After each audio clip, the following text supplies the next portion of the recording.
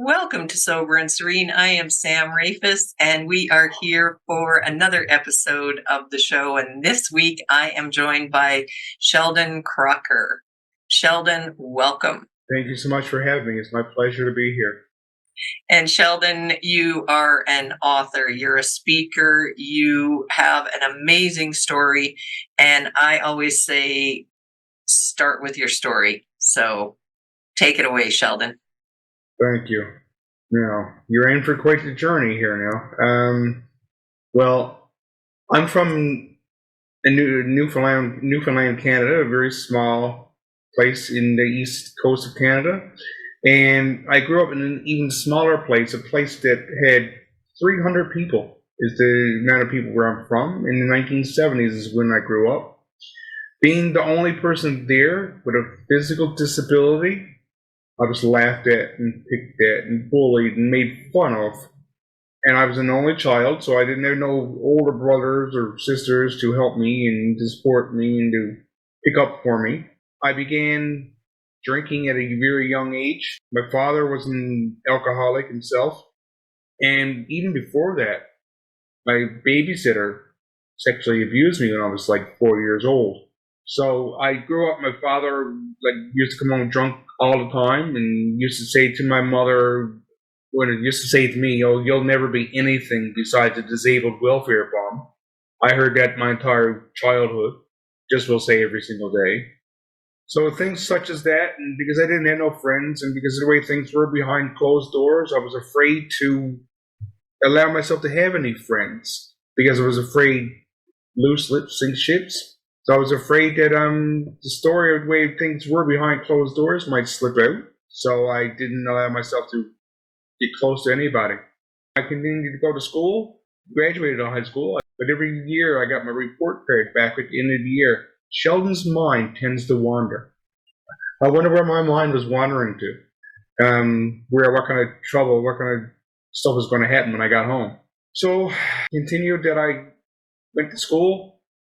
Graduated, not with honors, not even close with honors. Then I went at the age of 18 years old when I graduated high school. I was told that I had to leave home because he didn't want to deal with me anymore because I was drinking. And that I had to go and find my own way in the world. Here I was with a disability, and I'm not physically able to raise my arms above my chest. And when I was born, the doctors thought I would never be able to walk on my own. I had braces on my legs and bar between my shoes, connecting both of my feet until I was probably about 6 years old. So I don't know if I could get downstairs, which is sit on my bum and knock me way down the stairs. And I learned to walk by sliding with my back along by the wall. So that didn't really help me get much self-confidence in myself and much self-esteem. It played tricks with my mind and let me think that nobody wanted anything to do with me, nobody would love me, nobody would care with me. So at the age of 13 or 14, I started really heavily drinking, doing drugs to numb the mental pain of not feeling worthy, not feeling connected. So people might wonder, how did you get such alcohol at such a young age? Well, back where I was from, I hung around people always was 5 years older than me, and they always hung around people who was 5 years older than them. So it was always booze available to me. It was always alcohol available to me. So I started drinking, coming home drunk all the time, passing out on the front porch. My mother or father having to basically pick me up and throw me into bed. Because it was and it just got to the point that they didn't want to have to deal with it anymore. So I moved to another town, and I lived there for 7 years. I don't even remember 7 days. People talk about having blackouts. I had a 7-year blackout. I remember I went to two colleges. I went to two colleges while I was there, and I graduated both of those honors. But I don't even remember being there. I asked the instructors many years later, how come did you get good marks? I don't remember being in your class. How did I get such good marks? He said, Sheldon, the thing you used to do was you used to come to school, and most times you were probably hungover, even smelling the booze still. But every day when you left school, you used to go straight to the bar and drink. But you always had the books open in front of you. So as you were consuming the alcohol, the knowledge was going in. He said it might have been only long enough, the knowledge might have been only going in long enough for you to pass the exam. But they said that's how you managed to do it. We didn't, because I always thought they would give me the marks because they were feeling sorry for me for having a disability. But so yeah, I kept going to school, graduated 2 colleges. Then many years later, I moved to another city because I couldn't live there in that city anymore because I had nothing. I was living on the streets.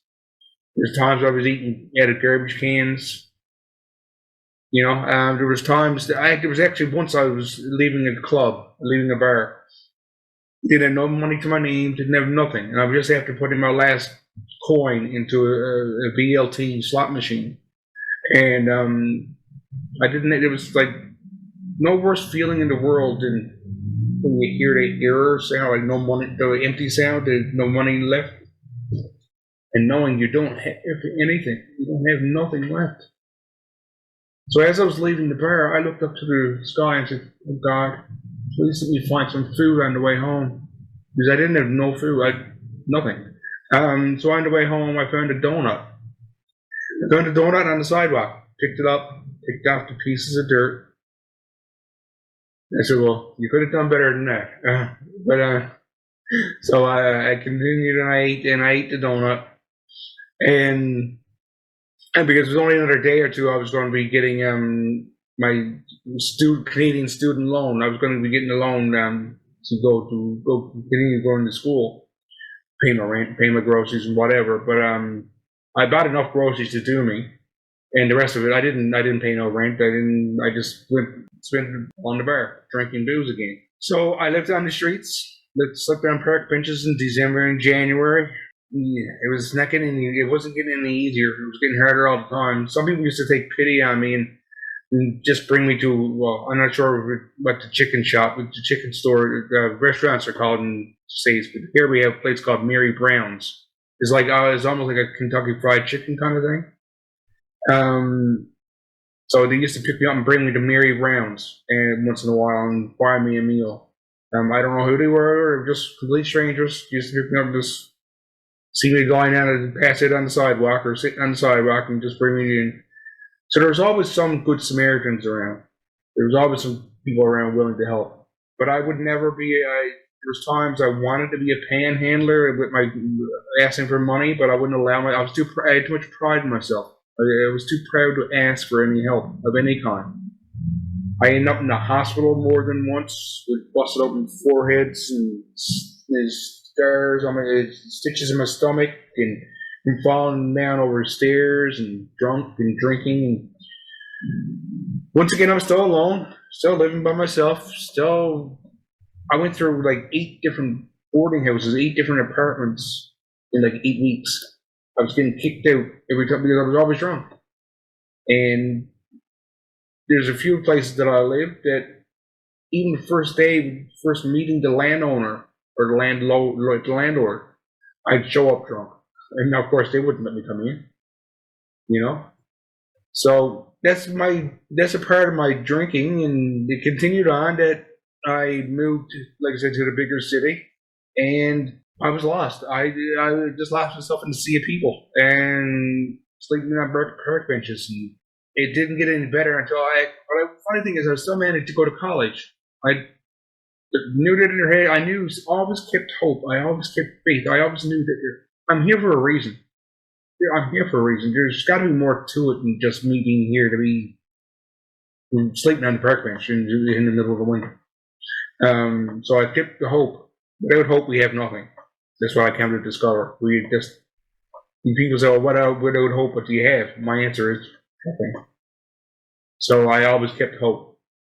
And I continued with school, graduated school, got a job, didn't keep the job because I was still drinking. But the guidance counselor, the school counselor, one of the colleges I went to used to work at addiction treatment center here in the city where I live, and as one of the social workers. So she got an appointment for me to go and see them.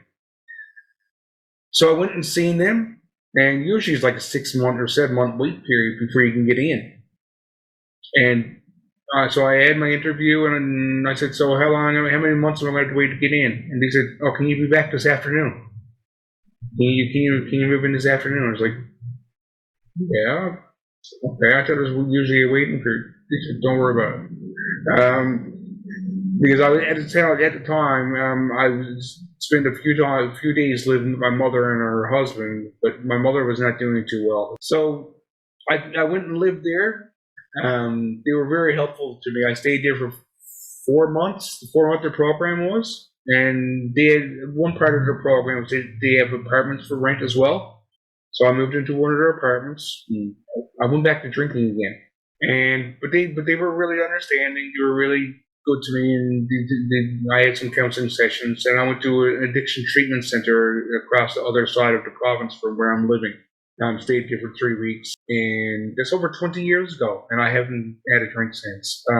I kept on going and believing in myself that there's more of a reason for me to be here. There's more of a reason for me to be here. Getting drunk every day is not going to get me any further ahead. I came to realize that I don't have a disability. I have this ability to step outside my comfort zone. I have this ability to overcome obstacles. So I became, when was it? Like 5 years ago, I started my first ever public speaking. And it was the organization that took me in. They were having their AGM meeting, their annual general meeting, and he called me up and asked me if I would like to give a talk at their presentation at their AGM. It's like, me? What do you want me to speak? What can I speak? What can I speak about? He said, "Sheldon, the life that you've led, the things that you've been through, and you're still standing. You're definitely a message of hope. You're definitely a message of resilience." It's like, So I said, "Sure, why not?" And I got on their stage. It was like, he said, "There's only going to be a couple people here." He said, maybe 10 or 15 people at the most. I showed up, it was like 100 people. For my very first speaking gig, to open myself up and to share my story for the very first time. 100 people, and I might have known who 10 of them were. So I told my story, and the feedback I got afterward was fantastic. People telling me about how inspired they were, how motivated they were, and how I had 2 people tell me that they were actually thinking about committing suicide themselves before they heard my speech, and I changed their mind. So it made me feel, it helps me to know that I'm helping people, and to know that I'm able to help people not to commit suicide. And help people to see that there's a reason to be alive. Yes, there's always a reason to be alive. You might not see it right now. You might not see it next week. But you won't see it at all if you stop. So just keep going. And the name of my book, I'm skipping all over the place here, sorry, but the name of my book is called Keep On Walking. I just want to interject for a second, Sheldon. Okay, I want to get to the book.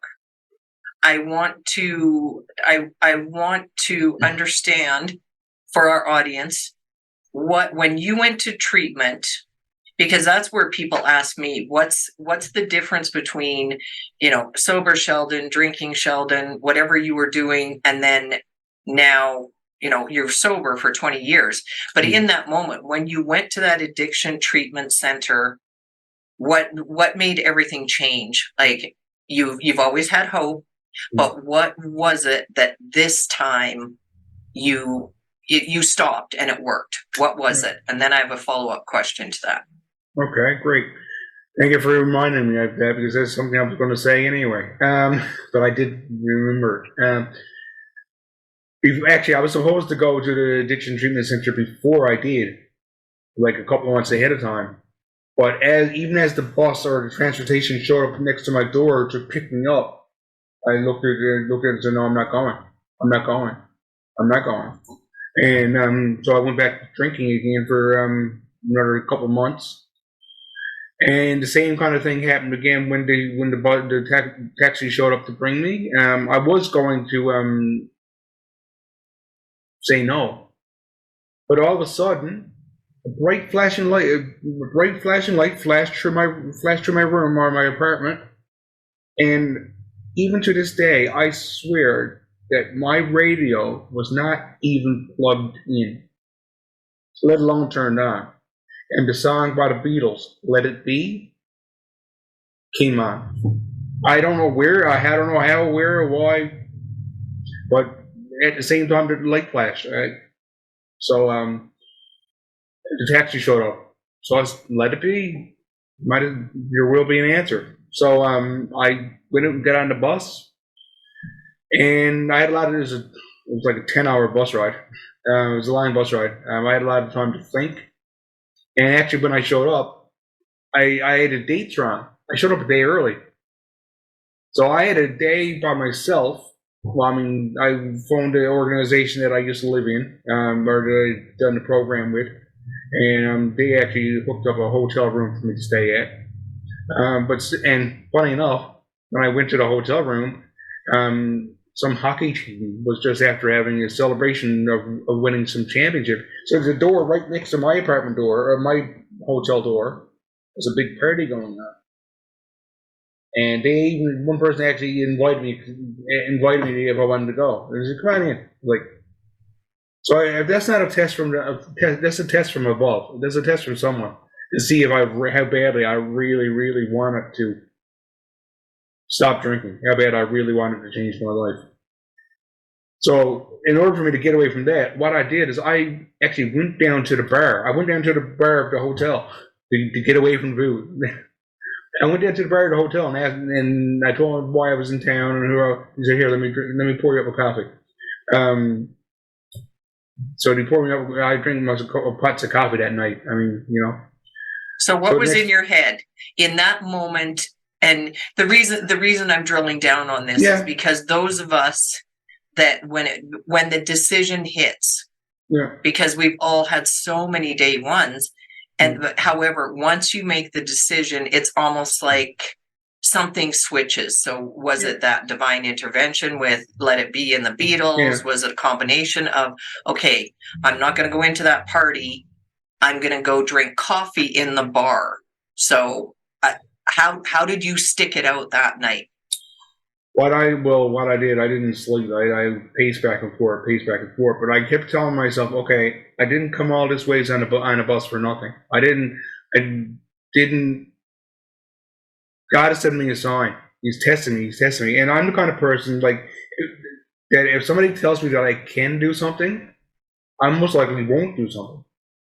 But if people tell me that I can't do something, then I will do it. So it's almost like I was getting tested and saying, "Oh, you can't do this. You can't make it through this test. You can't make it through." Oh, yeah, I can.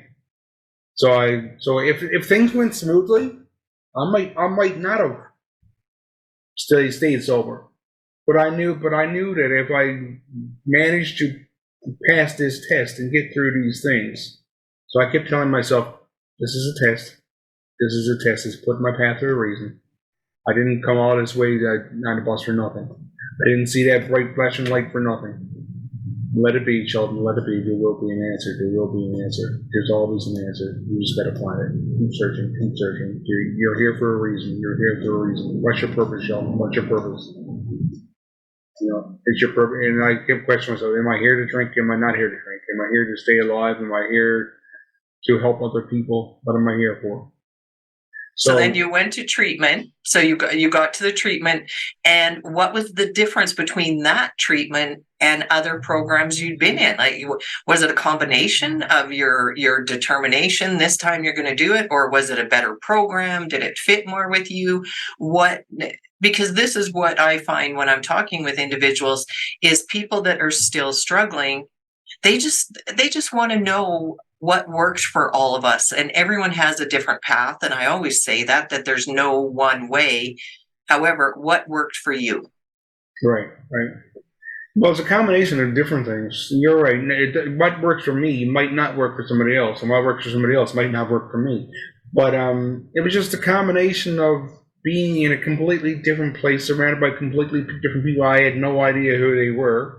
It had to do with the makeup of who the people were that was in the group with me. It wasn't necessarily and the components of the way the program was operated was run. It wasn't just counseling. It wasn't just there was a camaraderie between the people that were there, and the right place at the right time, just the right things being said at the right time. So it wasn't necessarily because the program it was any better, but the first programs I was in was mostly a life skills program. It was with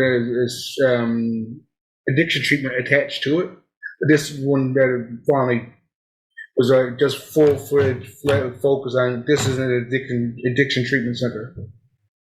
So it was just a combination of all kinds of different things. But just knowing that I wasn't going through this alone, just to know that there was other people who had the same similar circumstances as mine, to know that, and in the first couple of programs I was in, there was people that I drank with before, people I knew. And so it was almost like just having a chat with friends.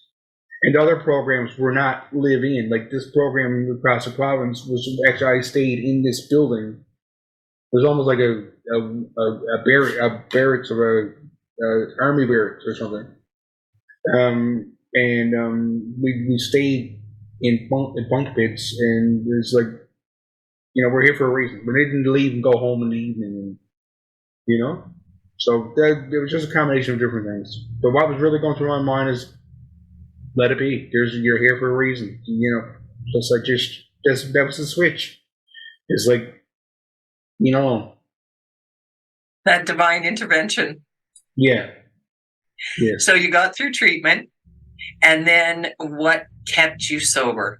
Was it once you'd got through treatment and you had that divine calling? Was let it be your mantra after that? And then where did you go? What did you do? Well, after I came, it was the organization that took me in before that. It set it up for me to go to the addiction treatment center. So after I came back, they had it's called Formers Night. It's where people who used to live in their program could come back once a week and have a meal and have a chat or whatever. So I started going to, and it was only once a week, but they also had visiting every night a week if you wanted to go. So I took that upon myself to go to their visiting hours every night, for at least the first 6 months of my sobriety.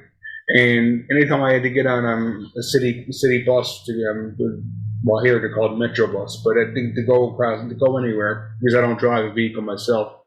If I had to pass the line by a bar or a club, or even if I had to pass the line by a beer truck, I'd turn my head the opposite direction.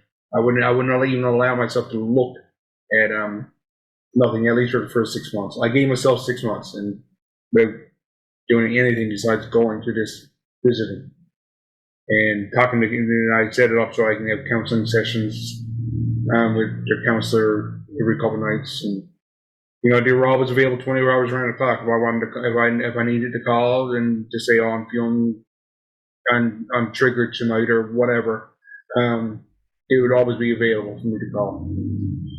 So that helped me a lot, and really did help me a lot. I know that if it wasn't for this place, I don't think I would be alive right now. I might be. I very much doubt it. It would be much more of a struggle than what it was. So yeah, that's how I managed to keep going. That's how I kept going. And then it brought you to that keynote 5 years ago. And I know we're skipping years because, you basically, hung in there. Did you go back to school? Did you work? Did you work on yourself and just really commit? Well, obviously you committed to sobriety because it's 20 years later. But take us through from that first keynote now. Tell us a bit more about that. And you went, Oh, I thought there was going to be 10 here. And then what did that lead into? And you can, if it makes sense, you can lead us into your book too. Okay. Well, that's almost 6 years ago now. I started, I got my first keynote, and I went and done my talk, and just a reaction that I received from the people made me feel good about myself, or better about myself than what I even did. Actually, to go back even a few more steps before that, actually more than a few steps. I'm going back to when I was 12 years old. I had a dream. No, not Martin Luther King. No. I woke up one morning and I had a dream. After I had having a dream that was more than a dream to me, it felt like an epiphany or an awakening of some sort. I was going to be in Ireland for my 40th birthday. I was going to be drunk, and I was going to urinate on the Blarney Stone. It's your dream, and I'm just smiling hearing it. Blarney Stone represents somebody from there was seeing me urinate on their Blarney Stone. They were going to kill me. And it's only like the last couple of years that I realized that yes, I did die. It wasn't the kind of death that I thought I was just going to die, but my old way of living, my old way of thinking, my old way of drinking, my old way of thinking, stinking thinking, died. Stinking thinking died, and I became a new person. I became a new person, and I actually was one of the most negative people that ever lived before. And I became the president of the Positive Thinkers Club. Like, I was the most negative person to become the Positive Thinkers Club president. I don't know why or how. I just volunteered, and I got accepted, and I got nominated, and that's how that was a couple of years ago. And Ireland went great. And when I was in Ireland, I had a lot of time to think, a lot of time to sit by the calm water and just reminisce about my life and what kind of struggles it's been, and how I slept in ditches, and how I slept on park benches and used rocks as pillows, and how I ran away from my landlord like if he was the police and jumped in the ditch because I didn't want to pay my rent. Spend nights in what I call the drunk tank, the lockup for persons that are drinking too much. And I just kept going, and I just kept on walking. And that's why I call my book Keep On Walking. Because not only did it start when I was a child and the doctor saying I might never be able to walk on my own, felt like I had to keep on walking through my life because I knew there was a reason why I had to be here. And I discovered that in Ireland, the reason why I was here was because I was meant to share my story. I was meant to share my story to help empower and inspire others to recognize their own inner greatness and to be able to use their own voice to reach their goals and dreams. Because we all have a story to tell. Some of us might whisper, some of us might yell. So I just realized that I needed to keep going, so I did. And I actually finished a race, actually a 10-mile road race ahead of 29 other people, and I wasn't supposed to be able to walk before. So it's just me. I'm just a very determined person who, when I finally do allow myself to put my mind to doing something, but everything I do take on, I complete. And I know that we all have power to do that. And I know that we all can do it. Because, if I can do it, so can you. And yeah. And speaking of that, I don't know, but I'm surmising that others who's ever watching this show, whether they know their own disability, but what is your disability? And you speak in terms of ability, but your diagnosis, when you say you can't raise your arms, for those that don't know, like, you had to explain it to me because I've never heard it, seen it, and because you said it's such a rare condition, only those that live it know it. So can you explain for our viewers, our audience, what that's like, Sheldon? Sure. Well, I was born with a disability, and it's called arthrogryposis. That's a full mouthful, isn't it? Arthrogryposis. It affects the joints and muscles and ligaments. So that, like, I was born with two straight arms. Like, I cannot bend that arm even if I try to. And I was born with two straight arms. And I have no bicep muscles. It's not that they are not pumped up from lifting weights. I just do not have any bicep muscles. I was born without them. And my legs, I managed to walk, but I don't walk like straight. I walk with a limp. It affected 1 in 3,000 people. So it affects the joints and muscles and ligaments. And born with two straight arms. When I was like 3 years old, 2 years old, the doctors gave me surgery on my right arm because I don't know how they knew I was right-handed or left-handed, or neither one of them worked. But they must have figured I was going to be right-handed. And he's done surgery on it, so that I would always be bent. Like, I'm not able to straighten it, even if I try to. Because he took the ligaments out of the back and shortened them up and put them into the front. I don't know. I'm sure surgeries are much different now than what they were almost 50 years ago. And because they figured, okay, keep one arm straight, so that if I needed to open a door, or if I needed to carry a bag of groceries, and they made one bent so I'd be able to brush my teeth and wash my face and things like that. So that's basically the only thing I really know of my disability is that what it does, and it's very rare, and a lot of people think that it's cerebral palsy or muscular dystrophy, but it's neither one of those. And there's three types. There's one where you gradually get worse until you're just able to say invaluable in the hospital bed or in the bed, not able to move. There's one where you stay the same. Or I was lucky enough to have the third type, where you gradually get better until you're almost quote unquote normal. So I was very lucky to have the third case, and it hasn't held me back. I haven't allowed it to hold me back. I mean, I could. I joined, like, for example, I was part of the pool league here in town, the Canadian Pool Players Association. And it's actually part of the American Pool Players Association. Playing pool, I only use one arm to play pool. Like, I hear people saying, "Oh, they can't play pool; they're no good." It's like, well, you're never going to be any good if you don't try, if you don't practice. I play pool using one hand. And haven't you got some awards, or you've won, or aren't you quite good at pool? Yeah, I've actually won. Actually, the first ever is called the Top Gun trophy for the area where I'm living. And I've got the first is a couple more pins and whatever for being the first person where I live in to not the first person with a disability, but the first person to ever get that here where I live.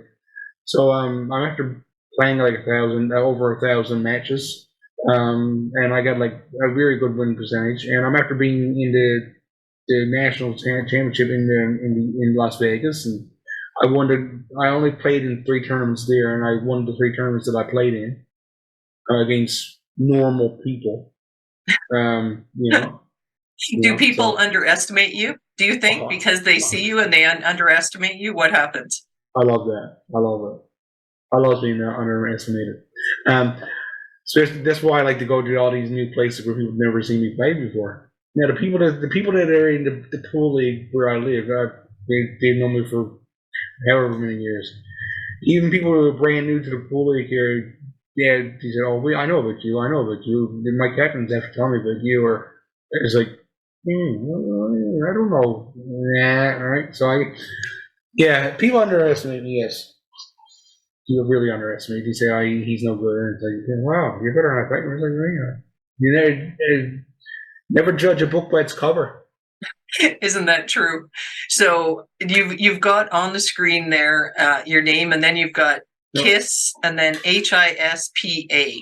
Oh, I think we're having a poster behind me. Oh, okay. So tell our audience what KISS HISPA is. KISS is pa. No, I'm not going to kiss your pa or my pa. I am a keynote, inspirational soul speaker, which means I speak from my soul, my heart, I'm an inspirational speaker, or a lot of people tell me that I'm an inspiration when I speak, and I do keynote speaking. I do keynote speeches, and his is human integration specialist. Why people say, what exactly is a human integration specialist? Well, I mean, I could have used the word inclusion, human inclusion specialist. But inclusion and integration, to me, is basically the same kind of thing. Like you integrate people together, or you include people to be together. So I bring people together and let people and help people to realize why I sharing my stories and my course, that even though we might be a different color, even though we might be 6 foot tall or 3 feet tall or broken arms or bent arms, we're all part of the same race. And that race is called the human race. So that's how I integrate people to say, I actually do believe and hope that someday we will all be able to walk down the street hand in hand, brothers and sisters. I know it's a real big pipe dream, but we got a dream, right? We all be able to walk together down the street together, hand in hand, holding and know each other just as one person, just as one race.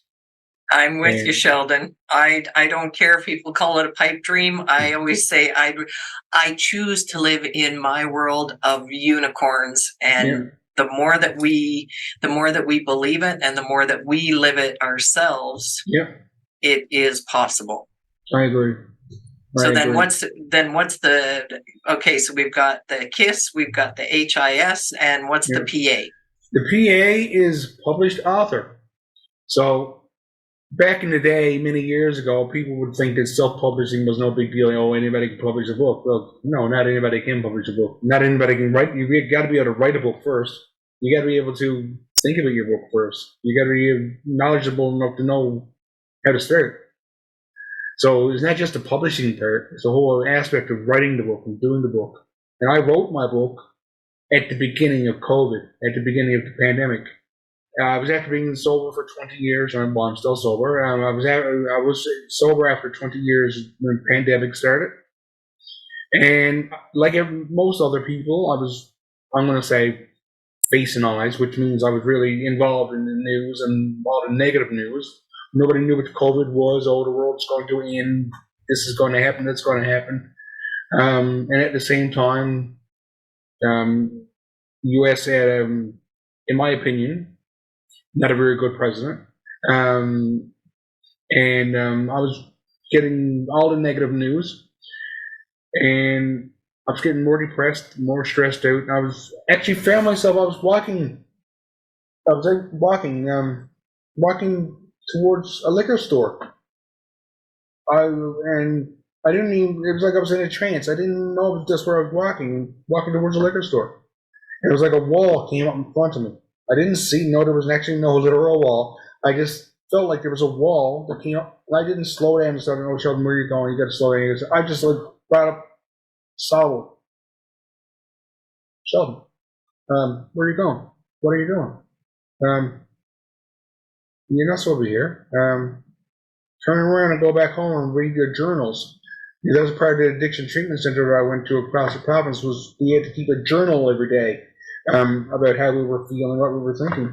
So I went back home, listened to that voice, and said, "Yeah, I'm going to go back home and read that journal, my journals now, because I don't want to go drinking again. Waste 20 years." So as I was reading my journals, I heard the voice in my head of so many people all these years were telling me, "Oh, Sheldon, you've got such a story. You could probably write a book about your story." So I said, "Yeah, better than watching the negative news." So I started writing a book, and it's like I felt like I was possessed. Like my pen had a mind of its own. Like the words were just coming out. I wasn't thinking, "Oh, maybe I should say this next. Maybe I should say this next." I just started writing, and I wrote the entire book.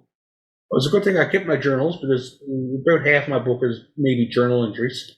But I wrote my book, and in less than 2 months, and I said, I wonder I've done some research on YouTube about publishing your own book or traditional publishers, and I found out my own research was that a traditional publisher keeps approximately 70% or thereabouts, and but with self-publishing, you keep the majority of money for yourself. And I figured, okay, it'd be a much wider audience, and a lot more people would see my book if I published it on Amazon, for example. So a friend of mine was an author already, and he told me about Amazon. It's called KDP, Kindle Direct Publishing, and how easy it was. Like I went in, it was so easy, just copy and paste from what I had wrote into the template, and no trouble at all. And I had my book uploaded and put on Amazon. And I started reading it, Sheldon. I did order it after we spoke last time, and you're a good writer. Oh, so anybody that's listening to this or watching this, get Sheldon's book. If you're inspired by his story just through this episode, if you want to know more, then I'm just saying, get the book, and I'll have it in the show notes. So how do people get your book, Sheldon? If they want to order it off Amazon, they can do that. Can they order it from you if they want a signed copy? Or you tell us, what's the best way for individuals to get your book? Okay. Well, they can order it from me, but it would be extra cost because I had to pay the shipping. Shipping and handling is nowhere close to being cheap anymore. Yeah. But they could order it from me, and my contact information will be in the show notes as well. Yeah. So my website, and my Facebook link, and everything. So do they just email you? So if you want to buy it, order it on Amazon. If they want it directly from you, is it best just to email you and say, hey, Sheldon, I want your book, I want it signed, and then you can connect with that individual? Because I know even just shipping between the states, it costs a lot of money just shipping one book. So anyway, is that the best way? They can just get a hold of you? Yeah, I'm mostly on Facebook, but I do a lot of emails as well. So they can just email my contact information and tell them where they heard about my book and that they might be interested in buying one. And then I would respond, and they would respond, and I'd send them an invoice or whichever, or set up a PayPal or something, and they can get my book that way. And didn't you keynote? It was last month. You keynoted and you brought some books with you, and because I was fascinated by that story. So tell us a bit about that keynote from last month. Okay. Yes. Well, it's called Disability Employment Awareness Month, October, and it's been designated that month for a number of years now.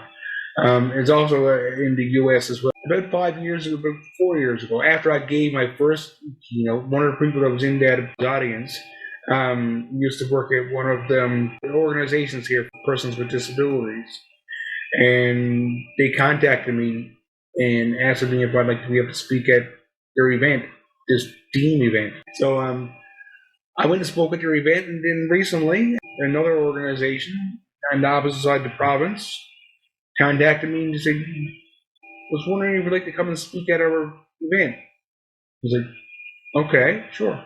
And he told me who they were. I said, oh, yes, I remember that event. And I asked him how they heard about me, and he said, oh, from this other organization. So I went out and spoke, and I didn't expect there to be so many people there as what was there. It was a fantastic crowd, and everybody there was so accommodating, so friendly, and so helpful. The whole organization itself, it's called Green Bay Community Development. They were very helpful to me, and I brought approximately 40 or 45 books with me, and everybody enjoyed what I had to speak about. It was the longest talk that I've ever given. It was my first ever. Was my first ever? No, it was my first ever since the pandemic. In-person speaking opportunity. So it was my first in-person speaking opportunity in over 3 years.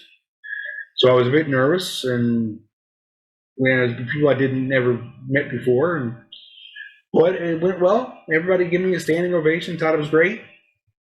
So, and it was my highest, and I'm not going to say how much, but it was my highest ever amount that I ever received for speaking. So it just keep me going. It's keep me to keep on walking towards my brighter future. And speaking of that, if anyone wants to contact you for speaking, you are available online as well, so virtually and in person sometime. Well, if they're paying for you to get there, you could go, right? Well, yes. I mean, if transportation and accommodations are included, then I'm glad to be there. But I mean, or even if the speaker fee was that they're giving me for speaking was enough to more than cover the cost. I mean, that's my career. That's my career. That's what I am, a speaker with a course and a book. Yeah. So I need to make.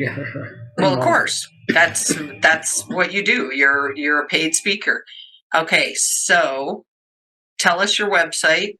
Tell us where you want people to get a hold of you. Again, it'll be in the show notes, so everybody can just click on the links once this show is published. However, for those listening, what's the best way to get a hold of you, Sheldon?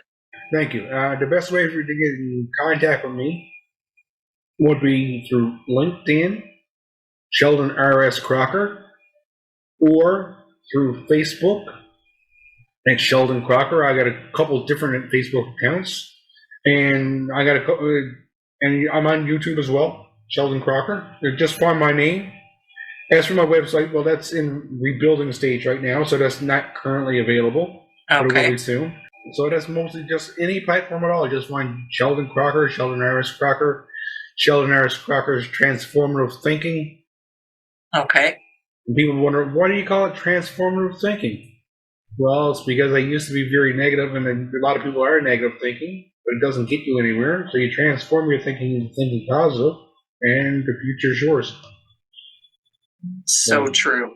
And you've got your banner in the background. I want to remember to ask you about that. So it's disability, and you've got a course, and I know you're in front of it a little bit, but tell us about what course you've got coming up. Thank you. Okay. Well, the name of my course is Lucky Number 7, The Strategies of Achieving Disability. It is offered on mastermind.com. That's the name of the course that's being offered. The link is in the chat, and the link to my book is in the chat as well.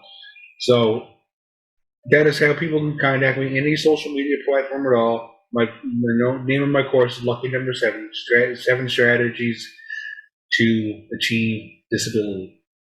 Okay. I'll make sure I've got all those links in the chat. And Sheldon, before I say farewell with my guests, I always want to hear what you want to leave us with. So what resources, what inspiration, what do you want to leave the audience with today, Sheldon?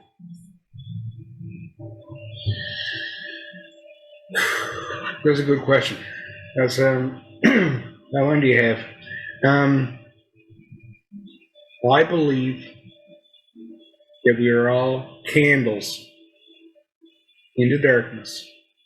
We are all here to help each other, to guide each other through the darkness to a bright and safe and serene future. And I also believe that if we don't keep on walking, we will stay in the one place, which most likely we don't like to be. So believe in yourself, believe in what you have to offer, and don't let anyone dictate your story, because you are the only person who can decide for yourself what your future holds.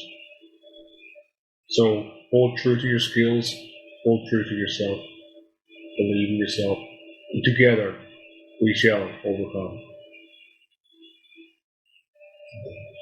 Whew. I agree, Sheldon. Absolutely. Thank you so much for being here. Thank you.